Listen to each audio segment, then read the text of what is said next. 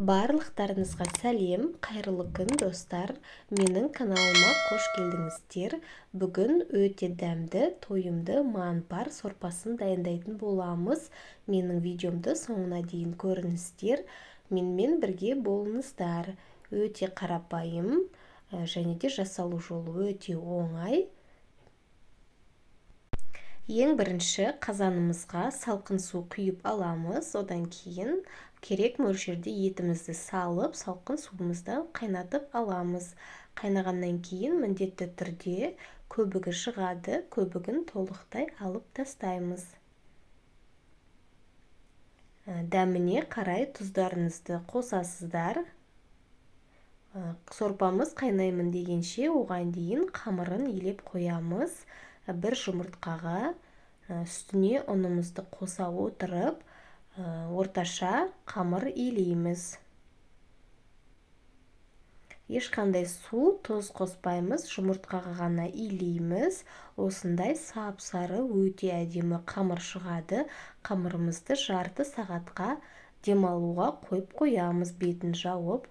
Оған дейін сорпамыз қайнап жатқан кезде осылай бір сәбізді салып жібереміз. Сәбізіміз кішкене піскеннен кейін осылай картошкамызды орташа турап осылай салып жібереміз. Сорпамыз қайнай береді, оған дейін қамырымызды дайын болған жайып бастаймыз. Жұқа етіп жайып аламыз. Видеода көріп тұрғандарыңыздай төртке бөліп аламыз, турауға ыңғайлы болу үшін, және де осылай видеодағыдай тағы да турап шығамыз. Кесеміз осылай. Одан кейін осылай жинап аламыз барлығын. Қазір бізге төрт бұрыш жасау үшін, ыңғайлы болу үшін, одан кейін ағаш таяқшаның үстіне қойып, төрт бұрыш етіп турап шығамыз. Достар, қамыр өте керемет болды, жабыспайды бір-біріне. Өте әдемі, керемет қамырларымыз. Дайын болған осындай төрт бұрыш қамырларымызды ағаш таяқшаға жинап аламыз. Енді қайнап тұрған сорпамыздың үстіне осылай қамырымызды салып шығамыз. Бір-біріне жабыспайды және де үлкен болып ісіп кетпейді. Өте керемет қамыр. Араластырып жібереміз.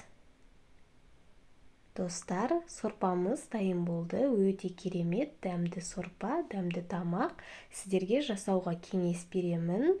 Өте оңай, жасап көрсеңіздер болады.